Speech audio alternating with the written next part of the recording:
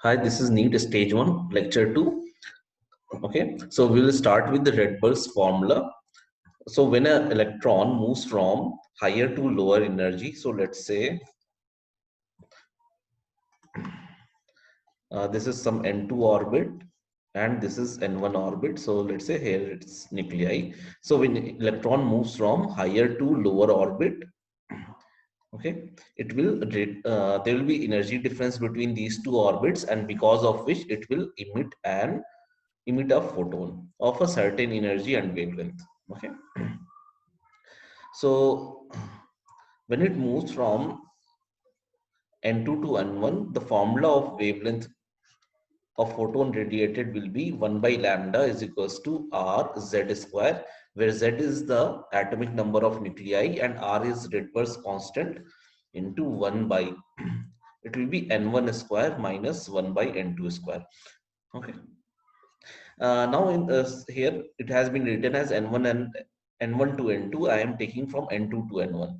So the easiest thing to remember this formula is this n1 must be the smaller value. Let's say if it is moving from electron is moving from 3 to first, so you have to substitute n is equals to 1 here, such that 1 by 1 is square minus 1 by 3 square. This will give you 1 minus 1 by 9, that is 8 by 9. This will give you a positive value. However, if you substitute 1 by 3 square minus 1 by 1 square, you will get actually minus 8 by 9, and wavelength cannot be negative, no. So this n1 or n2 here also, this one should be of smaller value. Okay, then this one will be larger. Okay. Next is for hydrogen, what are the energy of different orbits? So when electron is in ground orbit, then the value of n is equals to 1 and energy is minus 13.6 electron volt. When n is equals to 2, energy is minus 3.4, then minus 1.51, minus 0.85, minus 0.544. Let's say when electron jumps from n is equals to 2 to 1. Okay. So for here, you have to find the difference between energies. So E2 minus E1.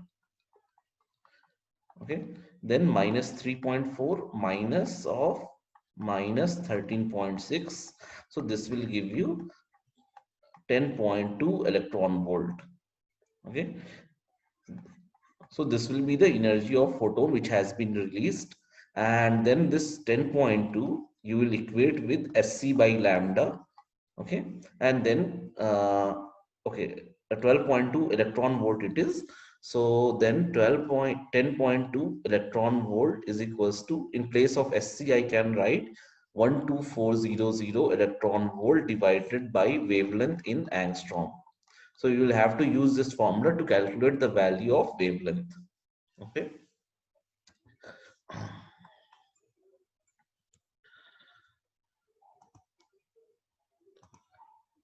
So after this, we will be solving numericals based on these concepts.